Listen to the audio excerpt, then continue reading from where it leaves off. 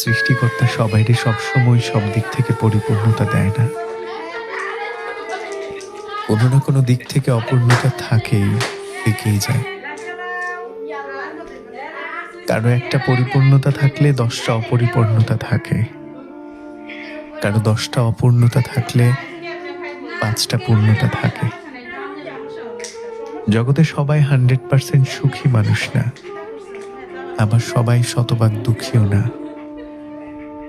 কিন্তু তুলনামূলক দুঃখী মানুষের সংখ্যাই বোধহয় বেশি। অনেক বেশি সুখী মানুষ হঠাৎ করেই সামান্য দুঃখে কাতর হয়ে যায়।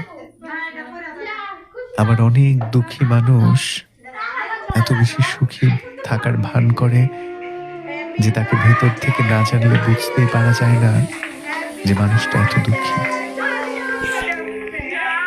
Life is very unpredictable. কখন কাকে কোথায় নিয়ে দাঁড় করিয়ে দেয় জীবন তা কেউই বলতে পারে না। সুস্থ সুন্দর জীবন দেখা যায় হঠাৎ করে তুমুল ঝড়ে এলোমেলো হয়ে যায়। একটা সময় জীবনে এইসব ভাঙা গড়া মানিয়ে নিতে পারতাম না। প্রথম প্রথম সামান্য দুঃখ পেলেই জীবন থেকে পালিয়ে বাঁচতে চাইতাম। তখন জীবন থেকে পালিয়ে বাঁচতে চাইলেই আটকে যেতাম একটা মুখ মনে করে, আমার আপন মানুষের মুখ। শুধুমাত্র তার কথা ভেবে জীবন ছেড়ে আর পালাতে পারতাম না। তার নামে জমা লিখে দিতাম জীবনের সমস্ত কিছু। তার মুখ মনে পড়তেই সব ভুলে আবার দাঁড়িয়ে যেতাম, হেঁটে যেতাম জীবনের পথে।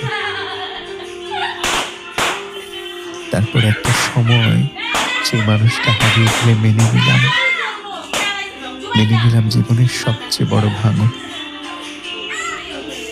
এরপর জীবনের পথে হাঁটলাম উদ্দেশ্যহীন। হাসি নেই, কান্না নেই, উচ্ছ্বাস নেই, শুধুমাত্র বাঁচার জন্য বাঁচা।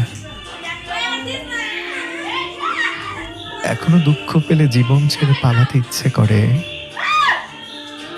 ছেড়ে যেতে পারি না। কারণ আমার না থাকা এক ফোঁটা চোখের পানি ফেলবার মতো আমার একটা আপন মানুষ আমি খুঁজে পাই না।